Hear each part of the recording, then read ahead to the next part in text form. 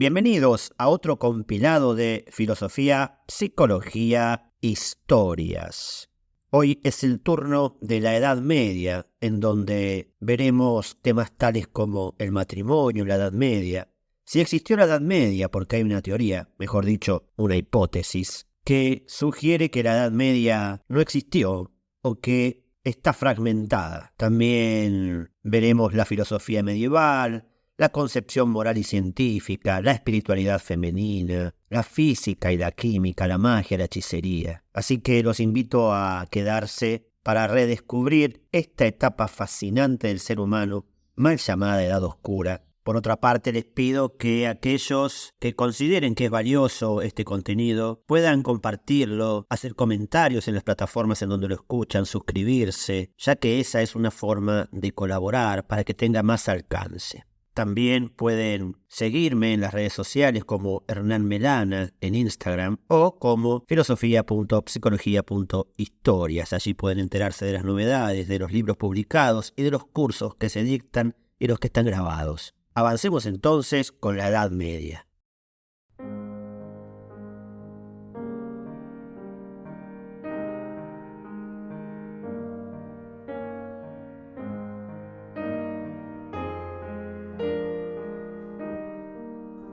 Hoy vamos a hablar del cuerpo, el alma y el espíritu como concepción filosófica a lo largo de la historia y sobre todo en la antigüedad y en la Edad Media, desde San Agustín hasta Nicolás de Cusa, pasando por el maestro Descartes. Lo que la filosofía de la Edad Media quería realizar, quería demostrar, quería crear, era una antropología del ser humano, es decir, quería definir antropológicamente al ser humano, quería dar una idea de ser humano. Y San Agustín tomará de Platón esta idea del ser humano como una entidad ternaria, es decir, que posee 3 miembros constitutivos a su propio ser. Estos son el cuerpo, el alma y el espíritu. Para Platón, el cuerpo, que es lo que portamos en nuestra vida física, no es otra cosa que el reflejo de una idea que habita en aquel mundo de las ideas donde todo ha sido formado, y aquella idea de ese cuerpo humano no es otra cosa que lo que más adelante denominará San Agustín el espíritu. Pero Platón ya definía que el cuerpo tenía ligado a sí mismo, atado, encarcelado además, al mundo anímico, al alma, que era donde estaban todas las sensaciones del ser humano, y que además era lo único capaz de poder vincularlo a aquella idea. Esto quiere decir que el cuerpo era lo asentado en la materia, que el espíritu era la idea de la cual el cuerpo era reflejo, y el alma, ligada al cuerpo, era el mundo de sensaciones, que habitaba un poco esos dos mundos. San Agustín, como ya dije, en la Edad Media retomará esta idea del ser humano, portador de alma y de espíritu, y también esta idea de el cuerpo como cárcel de alma, que más adelante traerá una confusión, ya que muchos no diferenciarán al alma del espíritu. Tanto fue así que en el año 869, en el Concilio de Constantinopla, se decide que el alma y el espíritu son lo mismo, y que desde ese momento solo será nombrado como alma, y que el espíritu será tan solo el Espíritu Santo. Esto se debía a una discusión teológica que ahora no viene al caso, pero que trajo una concepción binaria al mundo, es decir, terminó con esta idea del ser humano como entidad ternaria con cuerpo, alma y espíritu, y pasó a una nueva visión de un ser humano con cuerpo y alma solamente. Solo el cristianismo herético o el más esotérico conservó esta idea de el ser humano como entidad espiritual que habita también un mundo anímico y un mundo físico. Hoy nos puede resultar extraño pensar en un ser humano habitante de 3 mundos, por así decirlo, el mundo físico, el anímico y el espiritual, pero el hombre, concebido a su vez como reflejo de la divinidad, ya que había sido creado a imagen y semejanza, según los textos bíblicos, cuadraba perfectamente con la Trinidad, ya que si la divinidad extrimembrada, el hombre también lo era, en reflejo del Padre, del Hijo y del Espíritu Santo. La pregunta latente que yacía en la Edad Media era ¿qué es un ser humano? Y muchas de estas respuestas que quisieron dar antropológicamente los filósofos se vieron afectadas de una manera irreductible por los teólogos, que también querían concebir a un ser humano. Antes de despedirme, quería hacer alusión a Pablo de Tarso, un judío administrador romano que fue educado en Grecia y que se conocerá más adelante como San Pablo, que cita en el Nuevo Testamento lo siguiente: que Él, el Dios de la paz, os santifique plenamente, y que todo vuestro ser, el espíritu, el alma y el cuerpo, se conserve sin manchas hasta la venida de nuestro Señor Jesucristo. Esto nos muestra cómo esa concepción griega que luego portará Pablo de Tarso ya se había introducido en el cristianismo, y de así será San Agustín el que hará esta línea entre Platón, Pablo de Tarso y su filosofía. Me despido con una frase de Agustín de Hipona que habla de la Trinidad, refiriéndose a la Trinidad divina, pero que bien podría atribuirse a la Trinidad humana, que dice así: la Trinidad misma es el único y exclusivo Dios verdadero.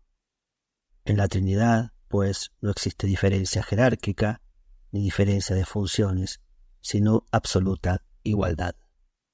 Filosofía, psicología, historias con Hernán Melana. Hoy quería hablar con ustedes acerca de una controversia que existe sobre la Edad Media. Esta controversia fue instalada por el alemán Hans Ulrich Niemitz. Para aclarar un poco, entonces, primero debemos ponernos en contexto. La Edad Media es un periodo que ha durado 1000 años. Y a lo que este historiador se refiere, en realidad, es a un periodo, podríamos decir, a lo que se conoce como Alta Edad Media, es decir, antes del año 1000.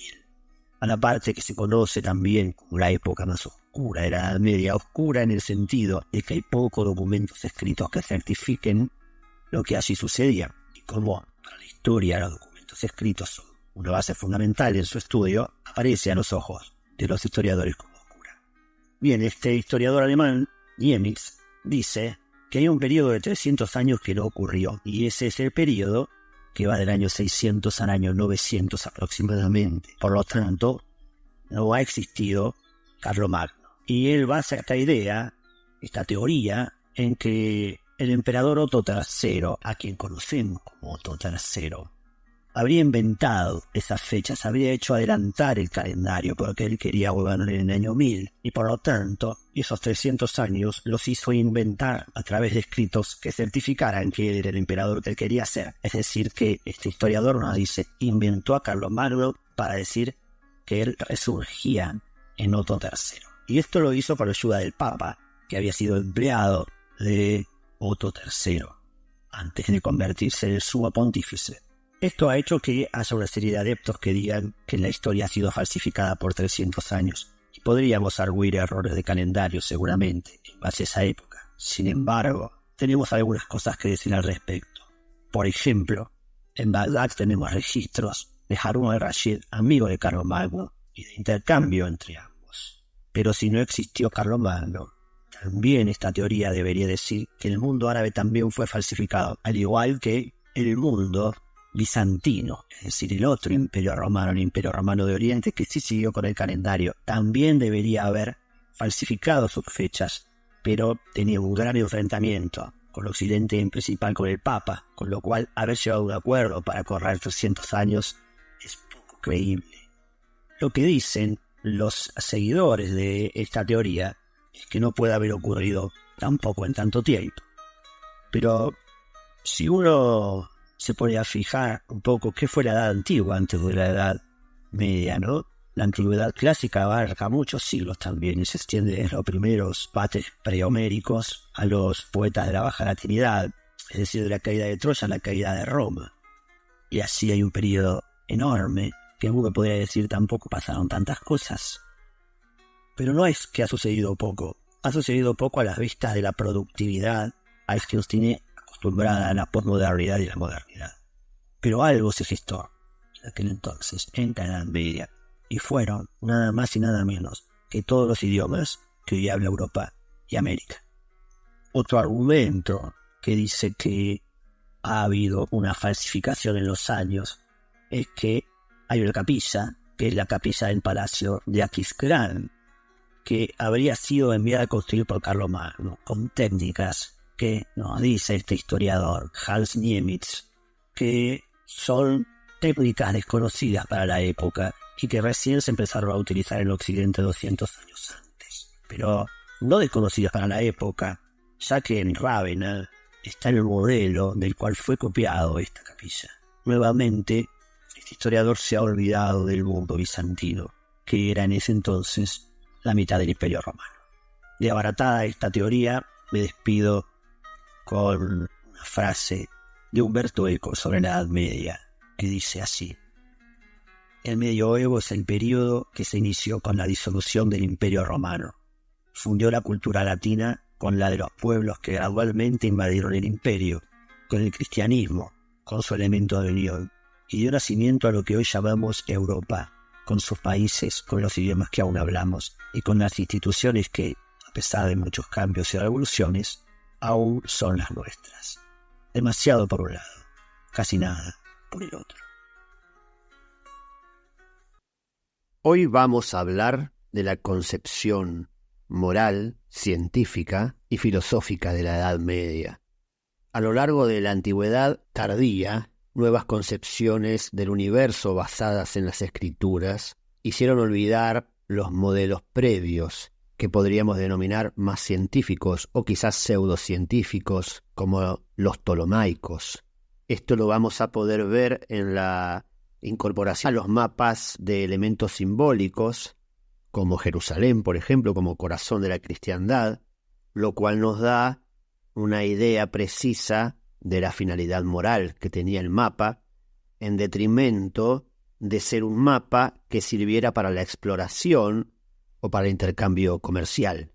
Es decir, los mapas no tenían la función de mapa que hoy le damos ni que antiguamente le habían dado. El mapa daba una topografía moral y filosófica, y si se quiere, simbólica y cristiana. Esta topografía ejemplifica el papel central del cristianismo y de la religión en este mundo medieval. En esta concepción, cada elemento tiene una explicación moral. Si volvemos para atrás en el tiempo, Ptolomeo en el siglo II había hecho una obra llamada La Geografía, y allí había descrito y representado las regiones pobladas de la Tierra, y él fue el que inventó los famosos meridianos y paralelos, las latitudes y las longitudes que representaban las tierras firmes y los mares. Todavía hoy los mapas se obtienen a través de estas dos proyecciones, es decir, somos herederos de la ciencia griega. Pero en la Edad Media hubo un paréntesis. Por ejemplo, una de las representaciones cartográficas medievales más conocidas es el mapa de Beato de Liébana. Y Beato hace un mapa que parece un relato más que un elemento cartográfico. Es una puesta en escena, una obra de teatro, en donde los actores están representados a lo largo de ese mapa. Y esa obra de teatro, ese relato, habla desde el Génesis hasta la redención. Por ejemplo, en la parte superior aparece la sede del paraíso, es decir, allí aparece lo que fue relatado en el Génesis, la historia de Adán y Eva. Luego aparece, por ejemplo, en el Medio Oriente, el Mar Rojo, con sus aguas pintadas de color rojo, haciendo alusión al camino de Moisés. También va a sobresalir Jerusalén como la ciudad por excelencia, el lugar de redención de la humanidad. Y en el extremo sur aparece lo que se llama Terra Incógnita, y se incluye en el mapa en realidad, porque los apóstoles habían oído la palabra de Cristo que decía que vayan a los 4 rincones del mundo, y esto en la Edad Media no fue representado como este, oeste, norte y sur, sino como que había 3 lugares conocidos de dónde venían esos hombres medievales, del Génesis, pasando por la diáspora y llegando al Apocalipsis o a la redención más que el Apocalipsis. Es decir, esos 3 momentos, y había un cuarto momento, que era esa tierra desconocida. Más adelante se empezaron a hacer los mapas, que se los conoce como los mapas OT. Esto ya fue en el siglo IX, y en realidad se llaman así porque están rodeados por un océano. La Tierra está rodeada por un océano que parece una gran letra O, y las aguas del Mediterráneo, del Tanais y del Nilo separan los continentes, introduciéndose entre ellos y dibujan una estructura que se parece a una T. Europa y África están separadas por el asta vertical de la T y ocupan respectivamente el cuarto del círculo inferior izquierdo e inferior derecho. Asia ocupa, en cambio, la mitad superior del círculo de la O, y está separada de Europa y de África por el Tanais y el Nilo. En el centro exacto del mapa, nuevamente vamos a encontrar a Jerusalén. Ahora, es interesante, cualquiera podría interpretar esto como una ignorancia total del ser humano medieval, pensar este mundo con esas distancias, pero como dijimos era simbólico. Pero vamos a ver a dónde sí aplicaban la ciencia griega. Por ejemplo, podemos ver que las festividades cristianas se superponen a fiestas paganas, en realidad con el objetivo de heredar su aspecto sagrado y sustituirlas. Y podemos encontrar que el 25 de diciembre se corresponde con festividades paganas del solsticio de invierno, y que el 24 de junio, que es la fiesta de San Juan, se corresponde con la festividad pagana del solsticio de verano. Un poquito a grosso modo, pero después podemos encontrar una fiesta muy importante que es móvil, como la Pascua, y que fue fijada en el Concilio de Nicea en el 325. Y con una base de información astronómica muy fina. Esto evidenciaba un carácter ya sobrenatural y bastante científico para la época, porque lo que querían simbolizar era el oscurecimiento del sol en el momento de la muerte de Jesús sobre la cruz, y los participantes del concilio decidieron hacer caer la Pascua en un día de primavera en el que nunca había podido verificarse un eclipse natural de sol. Y ese día seleccionado fue el primer domingo después de la luna llena, posterior al 21 de marzo, y caía, coincidentemente, al equinoccio de primavera. Es decir, que estos conceptos astronómicos específicos nos están hablando de una noción cosmológica, científica y astronómica muy precisa, de la cual generalmente no se habla acerca de la Edad Media. Es decir, que esta ignorancia que podría representarse a través de la cartografía es una ignorancia elegida. Es decir, abandonaron ese conocimiento para dar una explicación desde otro punto de vista, ya que la ciencia no es la única forma de explicar la naturaleza de las cosas. Me despido con una frase de Tomás de Aquino, pensador que dio un giro a la filosofía de la Edad Media, abriendo las puertas a la futura modernidad que iba a venir, que dice así: todos los esfuerzos de la mente humana no pueden agotar la esencia de una sola mosca. Pido disculpas por el estado de mi voz, pero no quería dejar de hablar hoy de la espiritualidad femenina en la Edad Media, principalmente en el último período de la Edad Media, es decir, a partir del siglo XII, donde la mujer adquiere mayor importancia que en los siglos pasados, porque el culto mariano, es decir, el culto a María, tiene un nuevo impulso, pero también la lírica cortés, el amor cortés, ofrece la imagen de una mujer inalcanzable. Sin embargo, a esta idea de mujer inalcanzable se unen mujeres reales que hacen oír su voz en los círculos monásticos, en las ciudades y en la sociedad cortés. Y muchos pueden creer que son casos excepcionales, pero en realidad es un elemento común este papel nuevo de la mujer a nuestros ojos. Y quería hablar de una mujer en particular, que fue la monja Hildegarda de Bingen, que nació en 1098 y murió en 1179, que era abadesa y que es uno de los personajes femeninos más eminentes de su siglo, el siglo XII. Era mística y visionaria, profetisa y naturalista. Dejó muchísimos escritos, y entre ellos 80 poesías líricas. Ella decía que el canto era una necesidad inherente del ser humano, que el canto y la poesía tenían orígenes divinos y que había llegado a la visión de la música celestial como obra divina de la creación. Hildegarda creó además la primera lengua artificial de la historia, llamada lingua ignota. Era una mujer que cuestionaba las liturgias y las formas del catolicismo e implantó sus propias reglas como abadesa y fue una de las personas más influyentes de la cristiandad en aquella época. E interesantemente, Hildegarda decía que el Génesis había sido mal interpretado, ya que la mujer no era culpable del pecado original, como se decía en la Edad Media, sino que la serpiente, el demonio, había entablado un diálogo con la mujer porque la mujer tenía un poder que era más que el poder del ángel caído, y era la capacidad de dar vida. Por supuesto, estos pensamientos no fueron fáciles de desarrollar y tuvieron que enfrentar a las autoridades eclesiásticas, pero la Sibila del Rin, como le decían, que Sibila es una especie de bruja romana, divina, profetisa, la Sibila del Rin se mantuvo y fue tan trascendente para su entorno y su época que pudo seguir avanzando en sus pensamientos. Me despido con una frase de Hildegarda de Bingen que dice así: no podemos vivir en un mundo que es interpretado para nosotros por otras personas.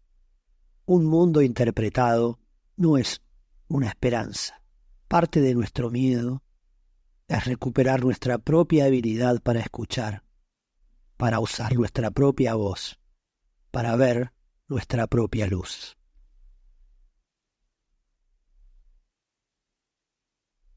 Bienvenidos a otro episodio de Filosofía, Psicología, Historias. Hoy vamos a hablar de la física y de la química en la Edad Media, que se adelantaron más que la geología y la biología, porque sus leyes estaban más cercanas a una visión teísta del mundo que la de estas otras.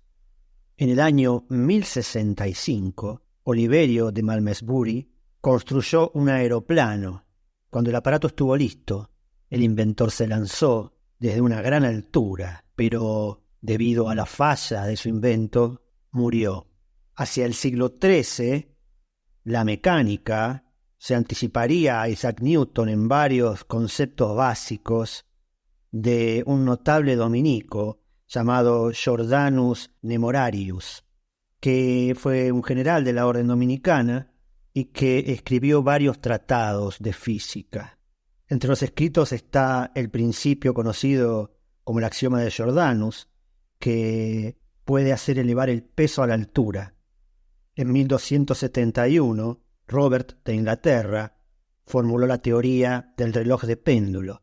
En 1288 se habla de un gran reloj en una torre de Westminster y parece que había varios instalados en diferentes iglesias, pero no hay indicación cierta de que sean plenamente mecánicos.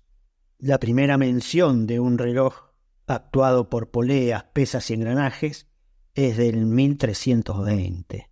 Lo que más había prosperado, en realidad, de la física en este período es la óptica, luego de la traducción al latín de los tratados arábigos de Al-Hassem, que abrieron un mundo al oeste. En el año 1230, Roberto Grosseteste hablaba de una tercera rama de la perspectiva, intacta y desconocida entre nosotros hasta el presente, la cual nos enseña cómo hacer que las cosas muy distantes nos parezcan muy próximas y cómo hacer que objetos grandes y cercanos parezcan menudos y cómo hacer que objetos lejanos parezcan tan grandes como queremos.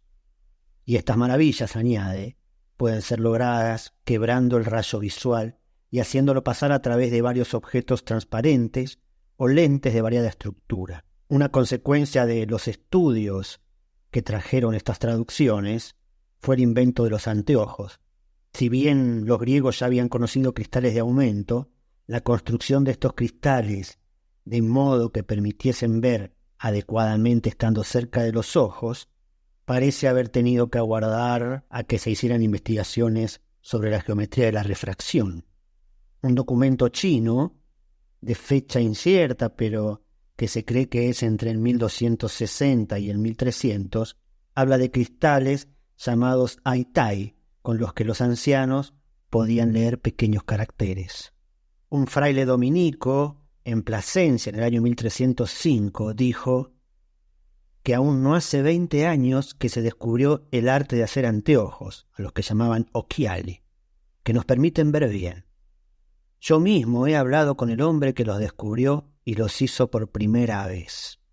En una carta en 1289 descubrimos a alguien que dice: «Me pesan tantos los años que sin los cristales llamados occhiali, recién inventados, no podría leer ni escribir». Se atribuye este invento a Salvino de Amarto, porque en su lápida sepulcral, con fecha de 1317, se puede leer lo siguiente: inventor de los anteojos. En 1305, un médico de Montpellier anunciaba que había preparado una loción para los ojos que hacía superfluos a los anteojos.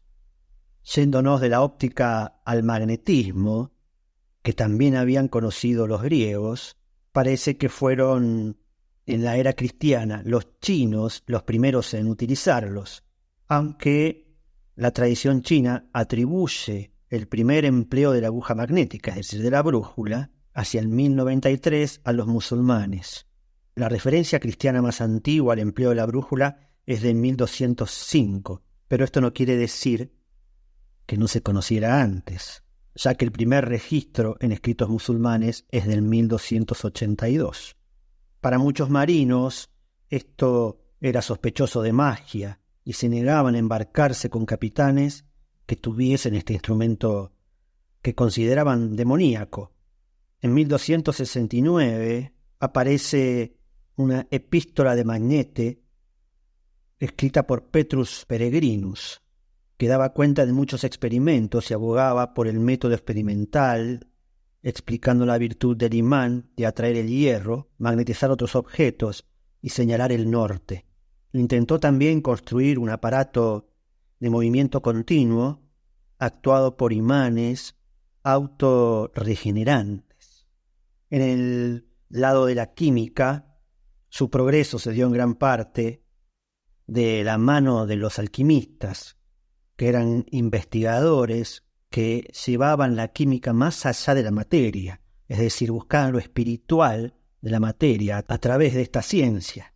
Desde el siglo X en adelante, los textos arábigos sobre la materia se empezaron a traducir al latín y entonces empezaron a surgir en Occidente los vapores de la alquimia, que se trabajaba dentro de los monasterios incluso.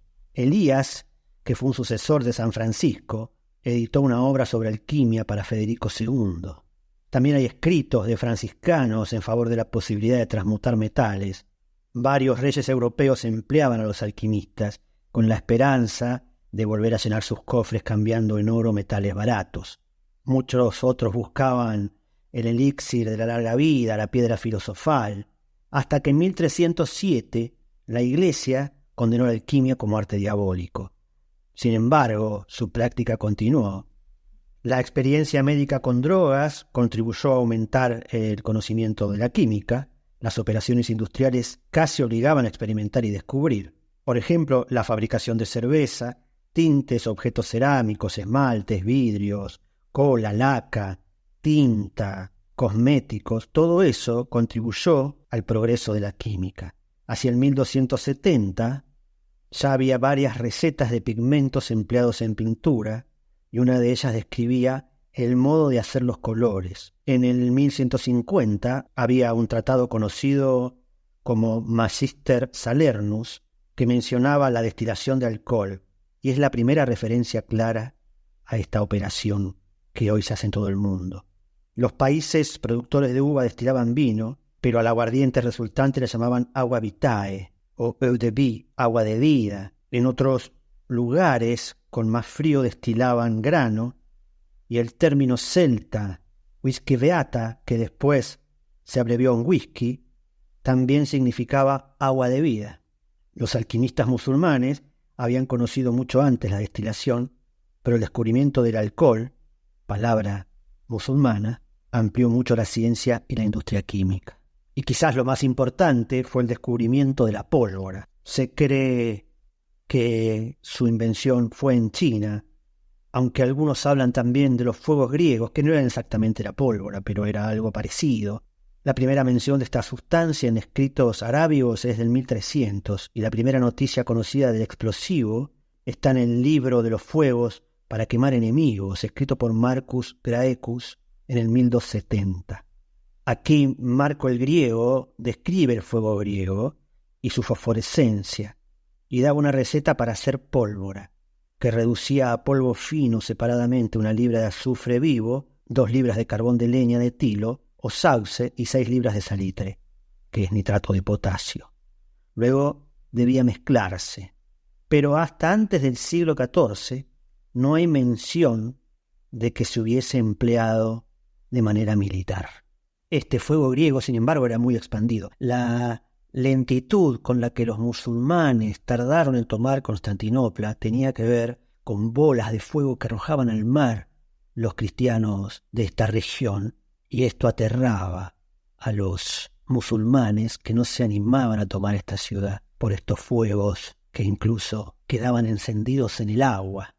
Hasta aquí esta pequeña reseña de física y química en la Edad Media, en donde todavía lo espiritual y lo físico eran igualmente divinos, y por lo tanto era muy difícil abocarse solamente a la materia y dejar de lado lo espiritual, tal como hoy es muy difícil encontrar el espíritu en la materia. Me despido con una frase de Tomás de Aquino, que nos habla un poco acerca de esta visión de la ciencia en la Edad Media, que dice así: las verdades de la física se basan en la observación de la naturaleza y la razón, y estas verdades pueden ayudarnos a comprender mejor la obra de Dios en el mundo. Bienvenidos a otro episodio de Filosofía, Psicología, Historias. Hoy vamos a hablar de la magia y la hechicería en la Edad Media. Para eso vamos a remontarnos a un medio ambiente mágico que ya existía en realidad en la Roma imperial, porque ya se habían olvidado prácticamente de la ciencia pura de los griegos.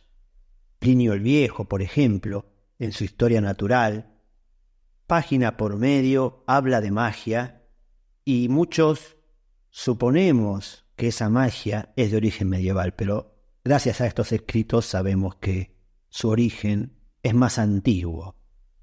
Lo que quedaba de la ciencia griega en Europa fue sepultado en las bibliotecas de Constantinopla hasta que sufrió el saqueo en 1209. Pero la ciencia griega emigró a través de Siria al Islam e impulsó el pensamiento musulmán. Pero en Occidente fue la magia la que se impuso y no la ciencia. Había una atmósfera de mitos, leyendas, milagros, presagios, demonios, prodigios, magia, astrología, adivinación y hechicería. Todo eso ya existía en ese mundo romano. Desde el siglo VI al siglo XI, esta forma de relacionarse con la realidad era la que primaba en el mundo occidental. Por ejemplo, San Agustín creía que los dioses paganos, es decir, los dioses anteriores al cristianismo, existían como demonios en su actualidad, y que los faunos y sátiros eran seres reales. Abelardo opinaba que los demonios tenían poderes mágicos por su íntimo conocimiento con los secretos de la naturaleza, y Alfonso el Sabio aceptaba la magia y sancionaba la adivinación mediante las estrellas. Una multitud de seres misteriosos en realidad y sobrenaturales habían pasado de la antigüedad pagana al cristianismo, y muchos no solo procedían de Roma, sino que también de los pueblos germanos, Escandinavia, Irlanda. Habían llegado los enanos, los trasgos, los gigantes, las hadas, los duendes, los gnomos, ogros, silfos y dragones, también vampiros y otros seres sobrenaturales que procedían del este.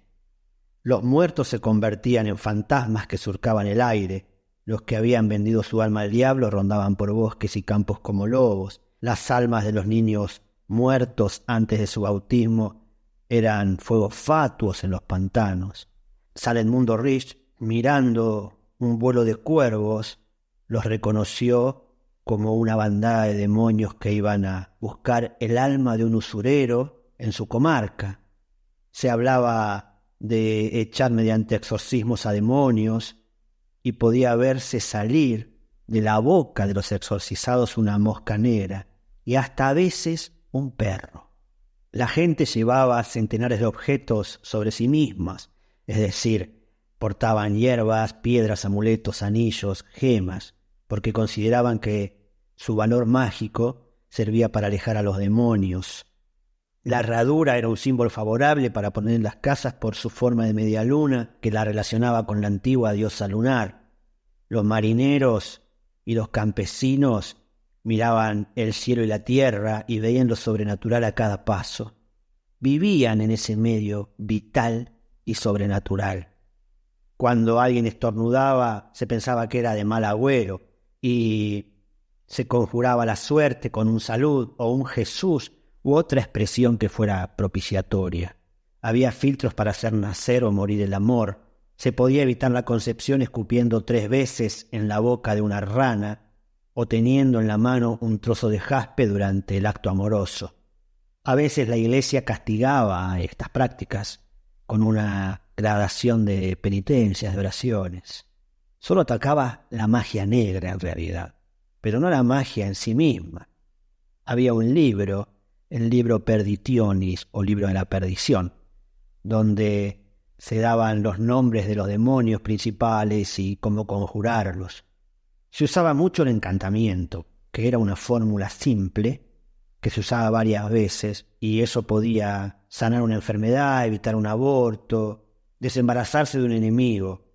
La mayoría de los cristianos consideraban que estos encantamientos mágicos eran prodigios que uno podía invocar. Incluso la propia señal de la cruz, el Padre Nuestro y el Ave María, se empleaban como rito mágico para producir efectos milagrosos.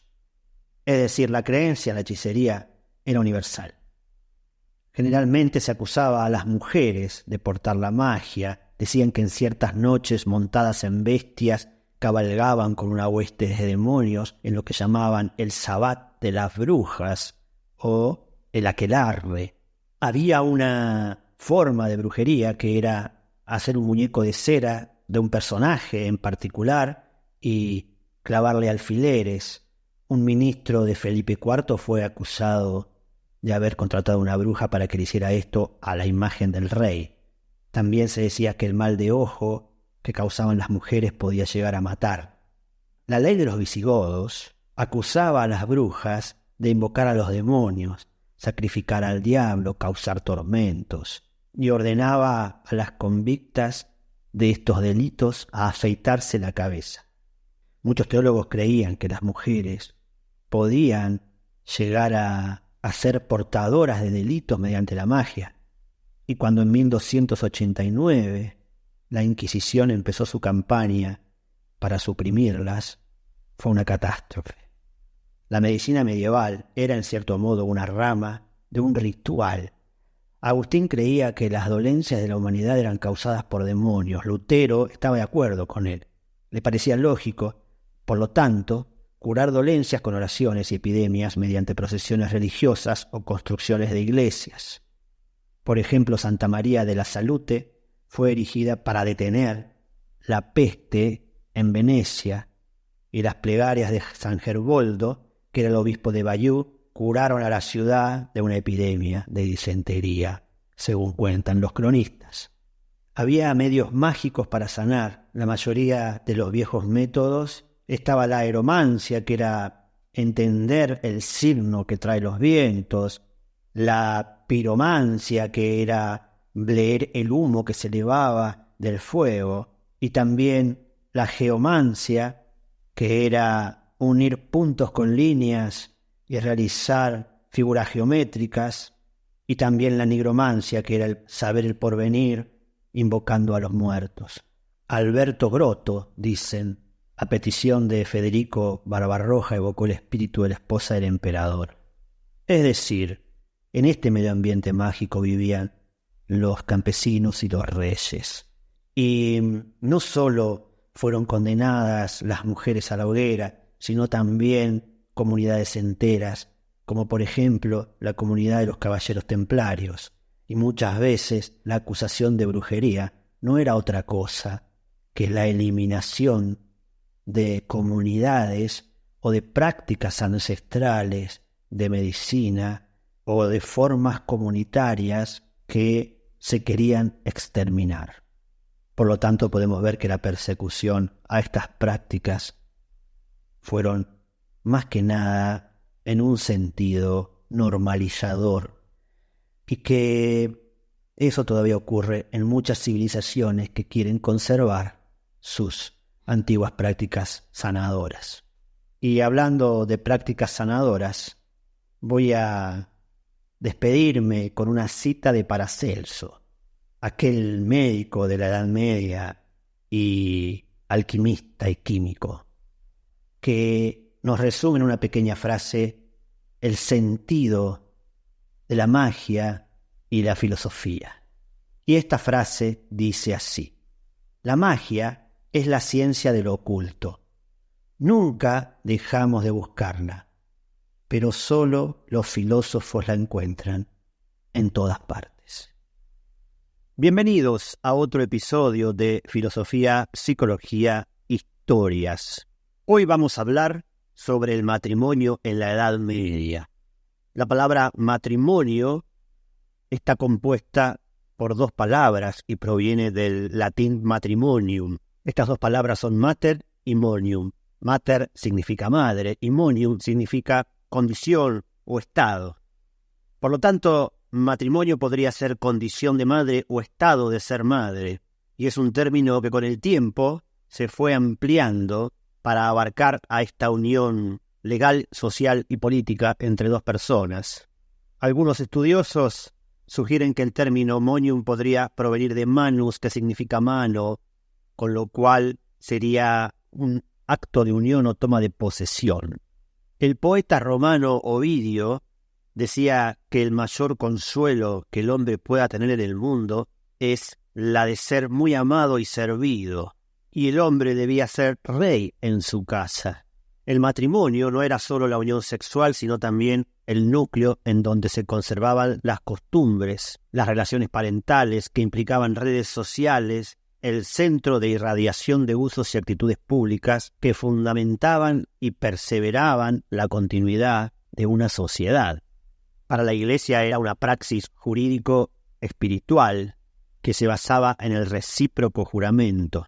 Era costumbre entregar un anillo, costumbre que no tenían los griegos, pero sí los romanos. Plinio el Viejo nos dice que debe entregarse a la esposa como don un anillo de hierro sin gema.